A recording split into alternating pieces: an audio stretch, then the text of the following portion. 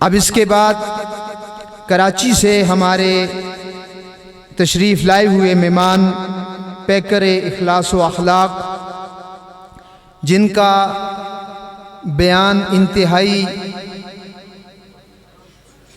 اثر رکھنے والا ہے، اور کئی لوگ ان کا بیان سننے کے بعد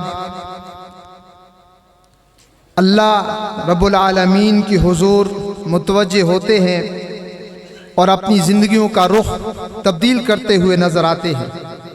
اللہ تعالیٰ ان کی عیسائی جمیلہ اپنی بارگاہ عالیہ کے اندر قبول فرمائے۔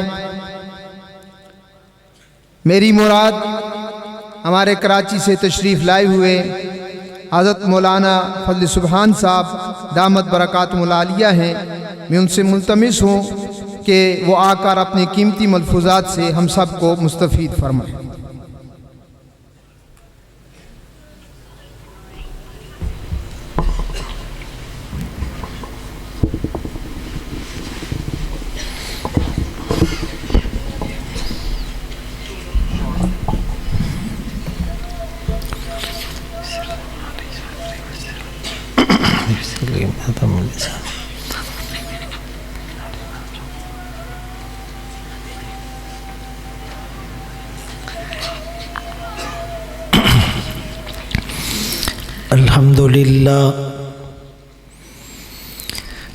الحمد لله وكفى والصلاة والسلام على من لا نبي بعد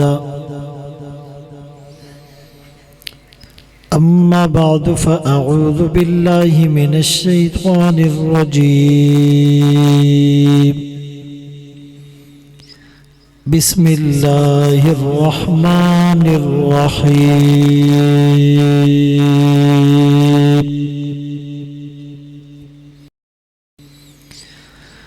إنا نحن نزلنا الذكر وإنا له لحافظون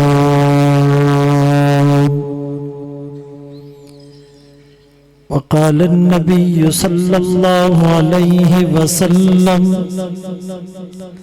إن الله تعالى يرفع بهذا الكتاب أقواما ويزع به آخرين صدق الله مولانا العظيم وصدق رسوله النبي الأمي الهاشمي المدني الكريم ونحن على ذلك لمن الشاهدين والشاكرين والحمد لله رب العالمين۔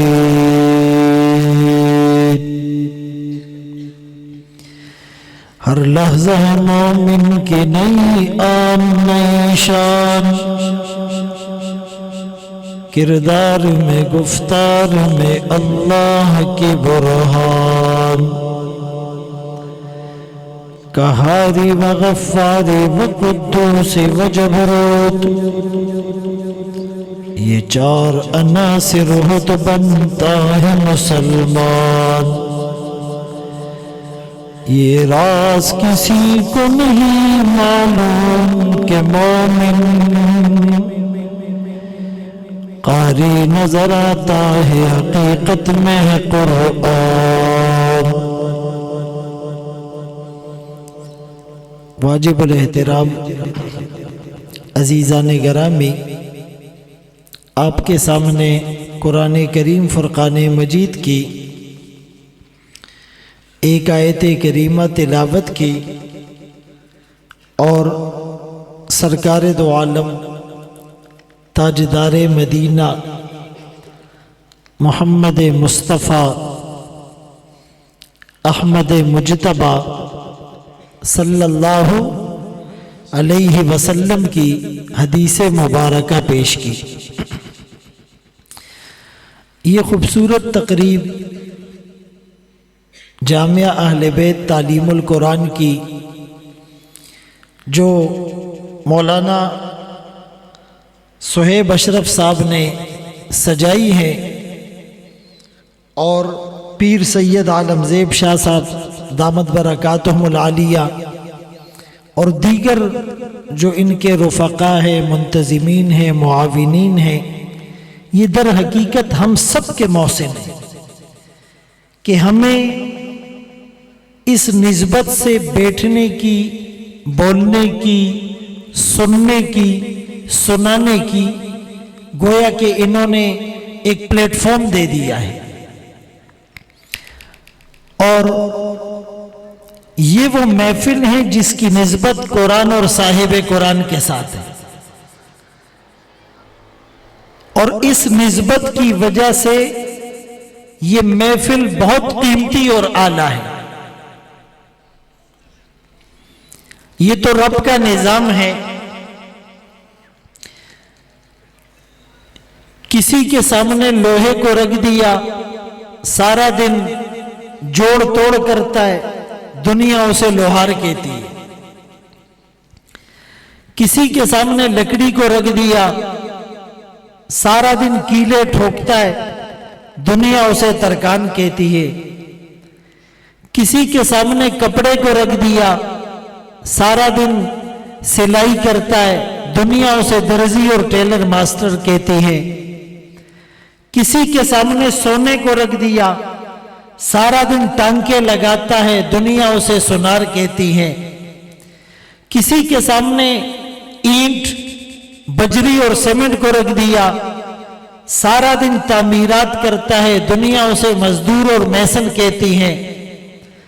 कितने खुशकिस्मत है वो लोग जिनकी झोली में रब ने कुरान रख दिया, सुबह और शाम कुरान पढ़ते हैं, दुनिया उन्हें हाफिज कुरान कहती। अजानें हो रही है, इंतजार कर लें या दूर हो रही है?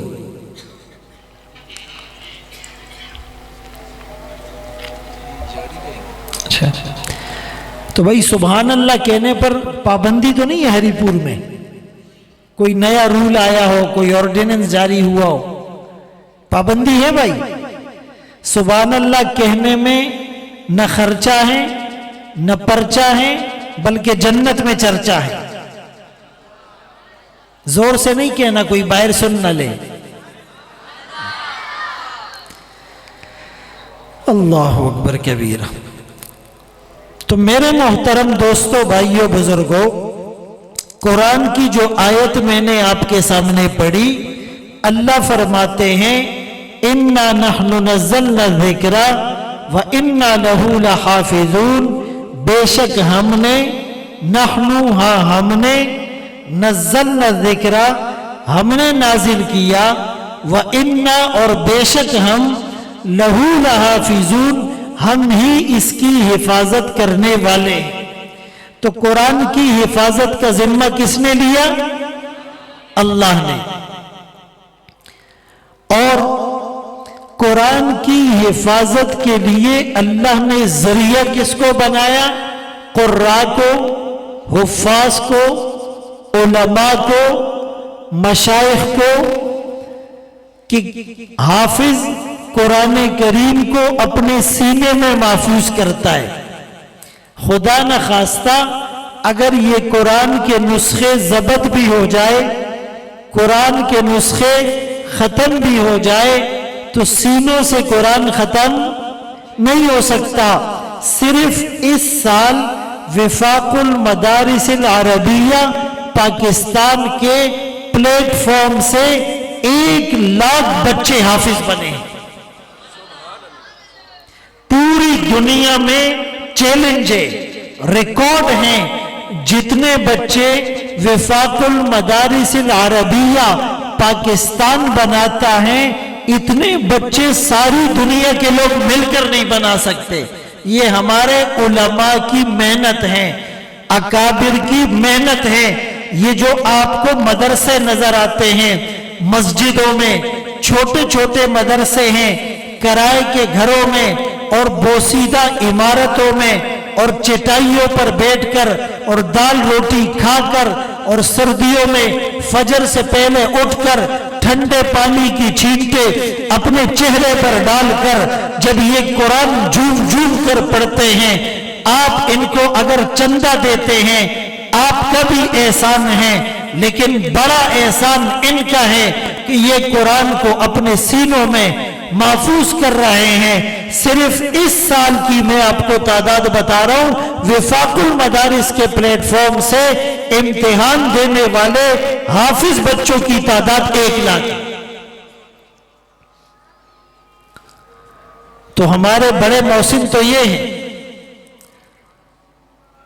بھائی، یہ جو سیاست دان ہیں وہ بھی ہمارے محسن ہیں، روڈ بناتے ہیں، ہاسپٹل بناتے ہیں، کنویں کھدواتے ہیں، راشن تقسیم کرتے ہیں، بیماروں کا علاج کرتے ہیں، لیکن ہمارے بڑے محسن وہ علماء ہیں۔ بڑے محسن کون ہیں؟ علماء ہیں۔ میں آپ کو مثال دیتا ہوں، ایک آدمی وہ آنکھوں سے نابینا ہے اور کانوں سے بہرا ہے اور زبان سے گونگا ہے اور پیٹ اس کا خالی ہے اور بدن پر اس کا لباس بھی صحیح نہیں اور جیب اس کی خالی ہے اور وہ راستے میں جا رہا ہے، آگے ایک گڑھا ہے، اس گڑھے میں آگے اور یہ اس گڑھے میں گرنے والا ہے۔ ایک آدمی آیا، اسے کھانا کھلا دیا، چلا گیا۔ دوسرا آیا، پانی پلا دیا، چلا گیا۔ تیسرا آیا، لباس پہنا دیا، چلا گیا۔ چوتھا آیا، جیب میں پیسے ڈال دیے، چلا گیا۔ پانچواں آیا، جوتے پہنا دیے، چلا گیا۔ آگ میں گرنے سے نہیں بچایا۔ ایک آدمی آیا، نہ کھانا کھلایا، نہ پانی پلایا، نہ لباس پہنایا، نہ جیب میں پیسے ڈالے، بس اس کو ہاتھ سے پکڑ کر گڑھے میں گرنے سے بچا لیا۔ آپ بتائیں بڑا محسن کون ہے؟ کھانا کھلانے والا، پانی پلانے والا؟ بھائی بولو نا، کوئی گونگا تو نہیں ہے؟ یا لباس پہنانے والا، یا جیب میں پیسے ڈالنے والا؟ بلکہ بڑا محسن گڑھے میں گرنے سے بچانے والا۔ تو علماء ہمیں جہنم کے گڑھے میں گرنے سے بچا رہے ہیں۔ ڈاکٹر عبدالرزاق اسکندر رحمہ اللہ جو ہری پور کے تھے اور بنوری ٹاؤن کے محتمم تھے اور اکابر اور اسلاف کی یادگار تھے اور انتہائی متقی اور پرہیزگار تھے، ایک دن فرمانے لگے اہل حق علماء کی پہچان یہ ہے کہ خدا نخواستہ اگر خود بے عمل بھی ہو، عمل میں کمزور بھی ہو اور جہنم کے راستے پر بھی چل پڑا ہو، تمہیں وہ جنت کا راستہ بتائے گا۔ بھائی ادھر دیکھو بچوں، یہ تو چلتا رہے گا، ادھر اللہ رسول کی بات ہو رہی ہے، ادھر تم لوگ کیمرے کو اور ڈرون کو دیکھ رہے ہو۔ متوجہ ہو کر بات سنو گے تو فائدہ ہوگا، ٹھیک ہے؟ یہ تو اپنا سسٹم چل رہا ہے، آپ ادھر دیکھیں۔ اللہ اکبر کبیرہ۔ تو میں عرض کر رہا تھا کہ یہ مدرسوں کا ریکارڈ ہے۔ آج مدرسہ اپنے بنیادوں پر کھڑا ہے۔ آج مدرسہ اغیار کی آنکھوں میں کانٹا بنا ہوا ہے۔ آج مغربی میڈیا اور یورپ مدرسوں کے خلاف پروپیگنڈا کرتا ہے، مدرسوں کے خلاف کمپین چلاتا ہے، لوگوں کو مدرسوں سے بدظن کرتے ہیں، لوگوں کو مدرسوں سے متنفر کرتے ہیں اور کہتے ہیں کہ بھائی مولویوں نے ہمیں کیا دیا۔ ایک سوال ہوتا ہے، اکثر تو لوگ کہتے ہیں کہ بھائی بیٹے کو مولوی نہیں بناؤ، مولوی بنے گا تو کھائے گا کیا؟ اور پھر تھوڑی دیر بعد کہتے ہیں مولوی کھاتے زیادہ ہے۔ پہلے کہتے ہیں مولوی بنے گا تو کھائے گا کیا، اور بعد میں کہتے ہیں مولوی کھاتے زیادہ ہے۔ تو یہ جو لوگ کہتے ہیں مولویوں نے ہمیں کیا دیا، مدرسوں نے ہمیں کیا دیا، تو میری بات کو غور سے سنو۔ آج پوری دنیا کے اندر مسجدیں قائم ہیں، مدرسے قائم ہیں، مسجدیں آباد ہیں، آذان ہو رہی ہے، اقامت ہو رہی ہے، نمازیں ہو رہی ہے، تلاوت ہو رہی ہے، ذکر ہو رہا ہے، دعائیں ہو رہی ہے، مراقبے ہو رہے ہیں، بیان ہو رہا ہے، نعت پڑھی جا رہی ہے، چہروں پر داڑیاں ہیں، سروں پر عمامے ہیں، عورت کے بدن پر برقع ہیں، حج کے لیے لاکھوں لوگ جا رہے ہیں، تبلیغ میں لاکھوں لوگ نکل رہے ہیں، کروڑوں لوگوں کی زندگی میں انقلاب آ رہا ہے، خانقاہوں میں اللہ اللہ کی ضربیں لگ رہی ہے، تسبیح کے دانے پڑے جا رہے ہیں، ہاتھ میں مسواک ہے اور ہاتھ میں قرآن ہے، اور پوری دنیا کے اندر قرآن پڑھا بھی جاتا ہے، پڑھایا بھی جاتا ہے۔ کبھی آپ نے یہ نہیں سنا مسجد ہے کوئی اذان دینے والا نہیں، مسجد ہے کوئی نماز پڑھانے والا نہیں، بچے کو کوئی قرآن پڑھانے والا نہیں، نکاح تیار ہے کوئی پڑھانے والا نہیں، جنازہ تیار ہے کوئی پڑھانے والا نہیں، طلاق کا مسئلہ کوئی بتانے والا نہیں، میراث کا مسئلہ کوئی بتانے والا نہیں، قرآن کا درس کوئی دینے والا نہیں، تبلیغ کی بات کوئی کرنے والا نہیں، رمضان آ گیا تراویح میں قرآن سنانے والا نہیں، ایسا آپ کو سننے میں نہیں ملے گا۔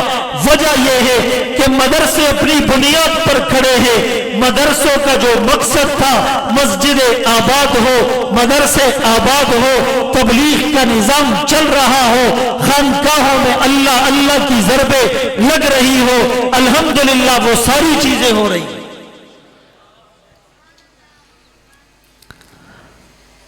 تو آج یہ مدرسہ اغیار کی آنکھوں میں کانٹا بنا ہوا ہے۔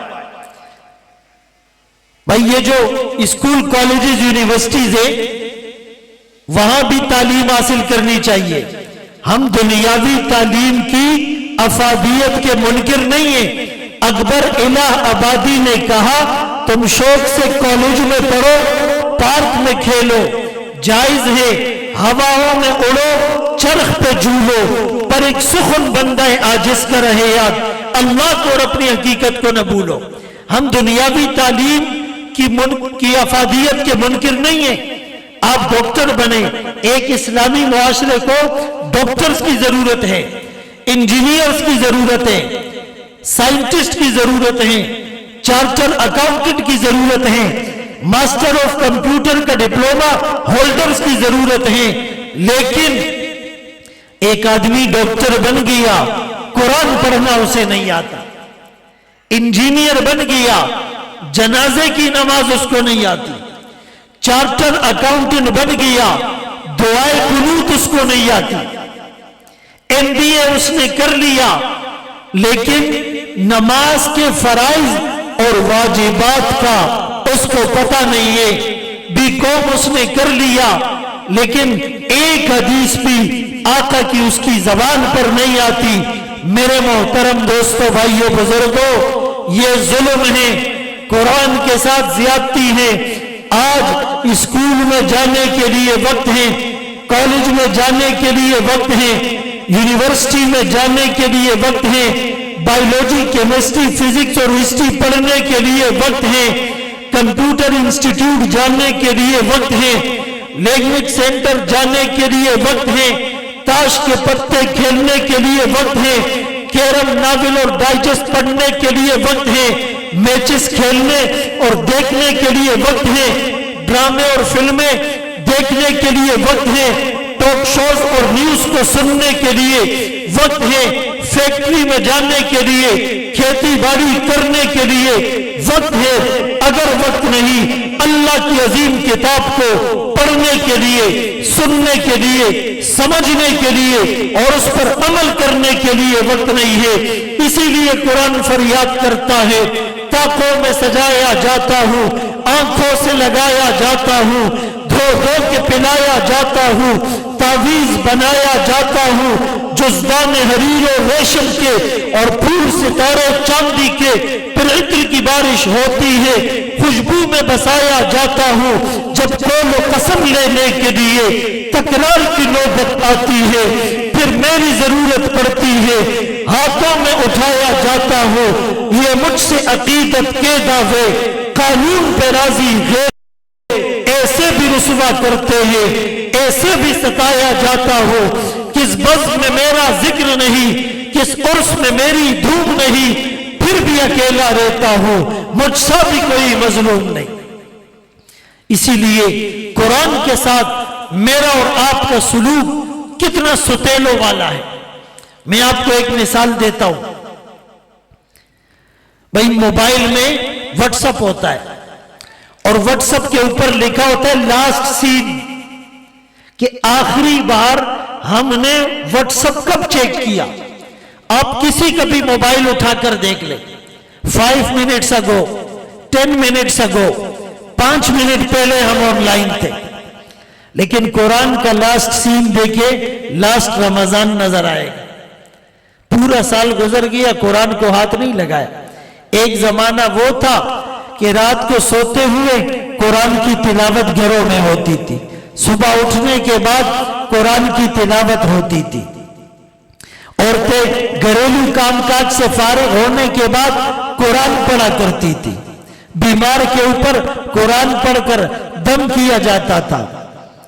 آج موبائل کو دیکھتے دیکھتے سوتے ہیں اور اٹھنے کے بعد سب سے پہلا کام موبائل کا ہوتا ہے۔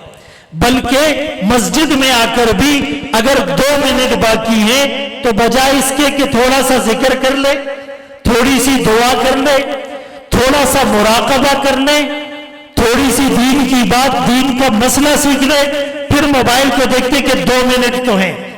اور پھر بعض لوگ سلام پھیرتے ہی وظیفہ کرنے کے بجائے، دعا کرنے کے بجائے پھر موبائل نکالتے ہیں۔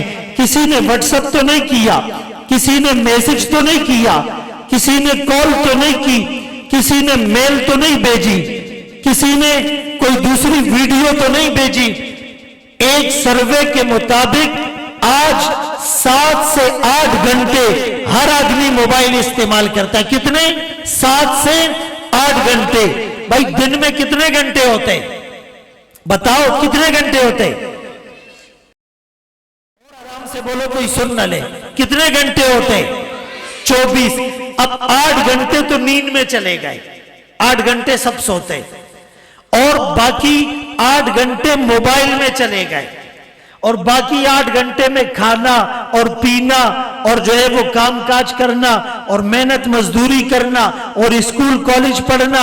تو گویا کہ موبائل کو 8 گھنٹے دیے، قرآن کو 8 منٹ بھی نہیں دیے، اور پھر یہ کہتا ہے توحید کی امانت سینوں میں ہے ہمارے، آسان نہیں مٹانا نام و نشاں ہمارا۔ بھائی نعروں سے کچھ نہیں ہوگا۔ اس کی مثال تو یوں ہے، ایک آدمی بیمار ہو جائے، آغا خان ہاسپٹل چلا جائے، کوالیفائڈ ڈاکٹر سے چیک اپ کروائے، وہ اس کو ایبٹ کمپنی کی میڈیسن لکھ کر دے، یہ اس میڈیسن کی پرچی کو ہوا میں لہراتا ہے اور کہتا ہے مجھے صحت مل جائے گی۔ میں آغا خان ہاسپٹل گیا، کوالیفائڈ ڈاکٹر سے چیک اپ کروایا، ایبٹ کمپنی کی یہ میڈیسن کی پرچی میرے ہاتھ میں ہے، میں ٹھیک ہو گیا۔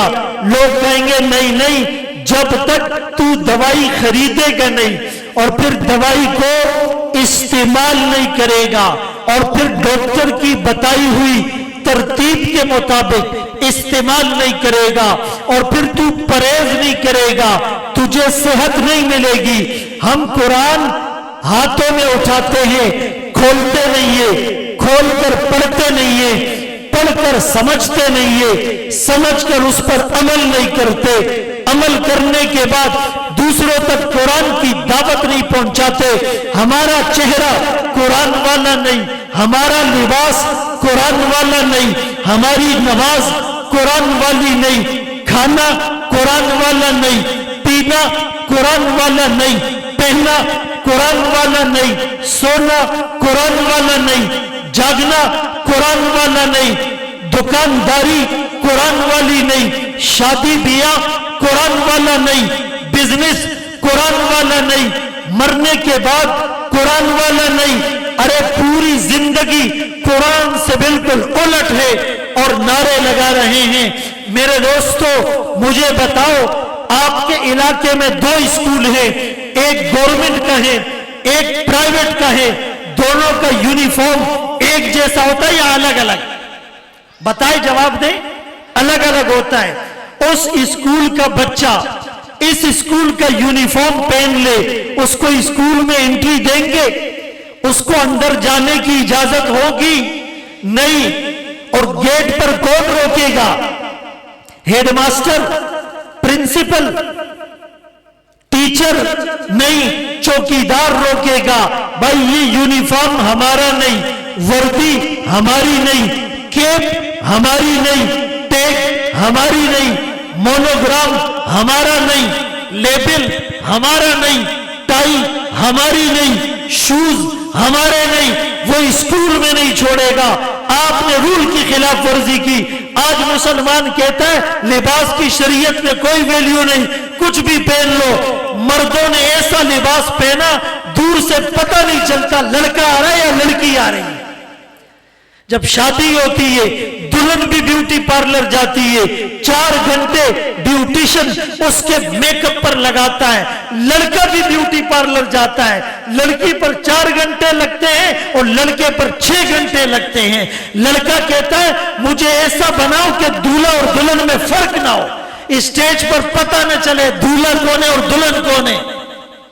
ارے میرے بھائی، جس کو نبی سے محبت ہوگی نبی کا امامہ پسند ہوگا، نبی کے بال پسند ہوں گے، نبی کی سنت پسند ہوگی، نبی کا لباس پسند ہوگا، نبی کے طریقے پر کھانا اور پینا، سونا اور جاگنا، چلنا اور پھرنا، اوڑھنا اور بچھوڑنا، عادات اور اطوار، تہذیب اور تمدن، ثقافت اور کلچر، معاشرت اور معیشت، صبح اور شام، دن اور رات، خلوت اور جلوت، انفرادی اجتماعی زندگی، شادی بیاہ اور غم، بچپن لڑکپن اور جوانی، پوری زندگی سنت کے سانچے میں ڈلی ہو۔ ماشاءاللہ۔ ایک نوجوان کو ادھر کھڑا کر دو، ناراض نہیں ہونا، لیکن شوگر والے کو کڑوی دوا دینی پڑتی ہے۔ ایک نوجوان کو، فیشنیبل نوجوان کو یہاں کھڑا کرو، اس کے ساتھ ایک کافر لڑکے کو کھڑا کرو۔ ہم دونوں میں سے کسی کو پہلے سے نہیں پہچانتے، آپ فرق کر سکتے ہو، بال ایک جیسے، چہرہ ایک جیسا، لباس ایک جیسا، نماز دونوں نہیں پڑھتے، روزہ دونوں نہیں رکھتے، زکوٰۃ دونوں نہیں دیتے، حج دونوں نہیں کرتے، تبلیغ دونوں نہیں کرتے، رات کو عبادت دونوں نہیں کرتے، بدنظری دونوں کرتے ہیں، غیبت دونوں کرتے ہیں، جھوٹ دونوں بولتے ہیں، گانے دونوں سنتے ہیں، ڈرامے دونوں دیکھتے ہیں، فلمیں دونوں دیکھتے ہیں۔ وہ کافر جو قرآن کی گستاخی کرتا ہے، قرآن کو جلاتا ہے، میرے نبی کی شان میں گستاخی کرتا ہے، ان کے ڈرامے کون دیکھتا ہے، ان کی فلمیں کون دیکھتا ہے، ان کے طریقے پر بال کون بناتا ہے، ان کے طریقے پر لباس کون پہنتا ہے۔ آپ ایک مسلمان لڑکی کو کھڑا کرو، اس کے ساتھ کافرہ لڑکی کو کھڑا کرو، فیشن میں کوئی فرق نظر نہیں آئے گا۔ شور ہے، ہو گئے دنیا سے مسلمان نابود، ہم یہ کہتے ہیں تھے بھی کہیں مسلم موجود، وضع میں تم ہو نصارہ تو تمدن میں حلول، یہ مسلمان ہے جنہیں دیکھ کے شرم آئی یہود۔ میرے دوستو، آج مسلمان یورپ کنٹری جاتا ہے، انگریز اس سے پوچھتا ہے آر یو مسلم، کیا آپ مسلمان ہیں؟ اس لیے کہ وہ مسلمان لگتا نہیں، مسلمان کو بتانا نہ پڑے، اس کو انٹروڈکشن کروانا نہ پڑے، دور سے پتہ چل جائے محمد رسول اللہ کا غلام آ رہا ہے۔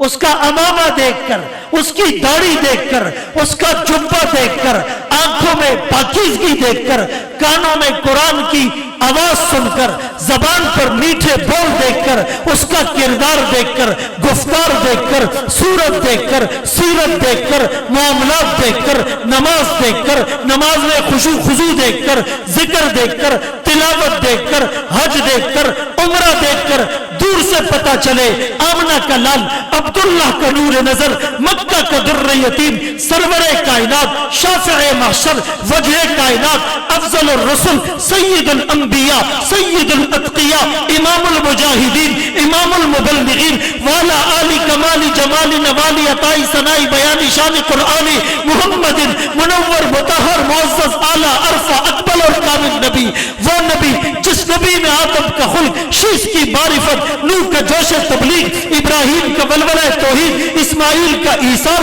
اسحاق کی رضا، صالح کی فصاحت، ہود کی حکمت، موسیٰ کا جلال، ہارون کا جمال، یعقوب کی تسلیم و رضا، داؤد کی آواز، ایوب کا صبر، یوشع کا جہاد، دانیال کی محبت، الیاس کا وقار، یوسف کا حسن، یحییٰ کی پاکی، عیسیٰ کا ذلق و تقویٰ، سلیمان کی سیاحت، ورفعنا لک ذکرک، جہاں کے سارے کمالات ایک تجھ میں ہے، تیرے کمال کسی میں نہیں پر دو چار۔ ایسا مسلمان اللہ ہمیں بنا دے۔ میرے دوستو، تقریریں بہت سن لی، آپ سن سن کر تھک گئے اور علماء کر کر کے تھک گئے۔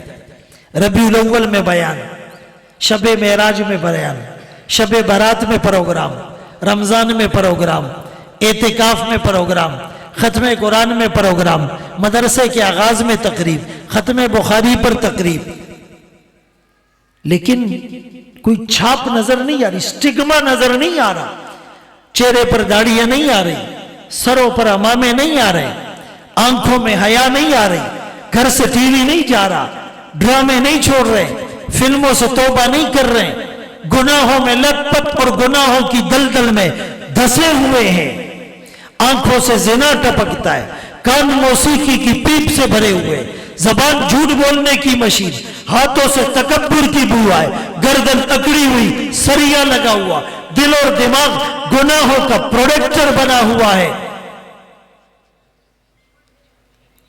آدھا بیان سنے لیکن اندر ہلچل مچ جائے، تبدیلی آئے، آج عزم کر کے اٹھو، آج رات قبر میں آئی تو زنا کر کے سوئے اور قبر میں آنکھ کھلی، شراب پی کر سوئے، قبر میں آنکھ کھلی۔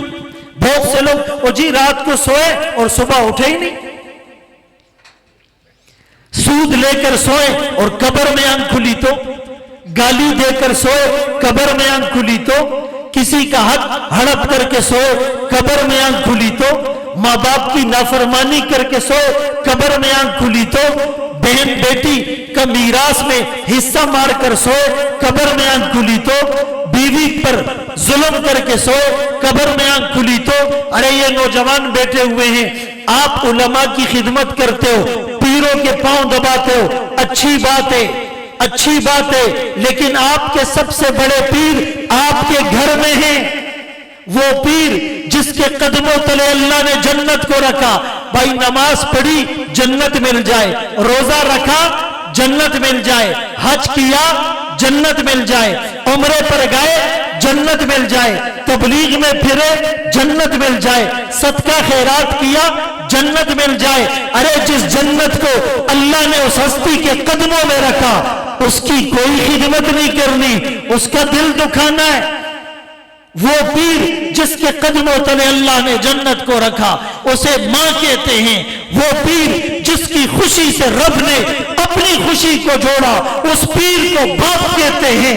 جس کی ناراضگی سے رب نے اپنی ناراضگی کو جوڑا، اس پیر کو باپ کہتے ہیں۔ جس کے چہرے پر محبت بھری نگاہ ڈالنے سے حج اور عمرے کا ثواب ملتا ہے، ان پیروں کو ماں باپ کہتے ہیں۔ جو جنت کے دو مرکزی دروازے ہیں، ان پیروں کو ماں باپ کہتے ہیں۔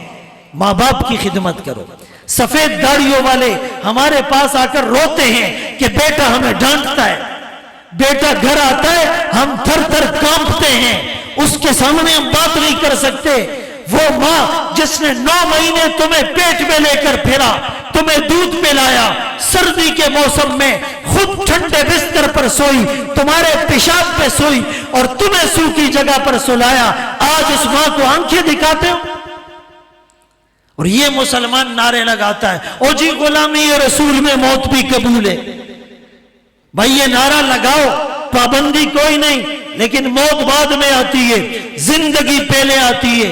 پہلے یہ نعرہ لگاؤ، غلامی رسول میں زندگی قبول ہے، غلامی رسول میں زندگی قبول ہے، غلامی رسول میں امامہ قبول ہے، داڑھی قبول ہے، جبہ قبول ہے، پاکیزگی قبول ہے، شفافیت قبول ہے، سچ بولنا قبول ہے، آذان، اقامت، نماز، تلاوت، روزہ، زکوٰۃ، حج، تبلیغ، جہاد، علماء، طلباء، صلحاء، خانقاہ، یہ قبول ہے۔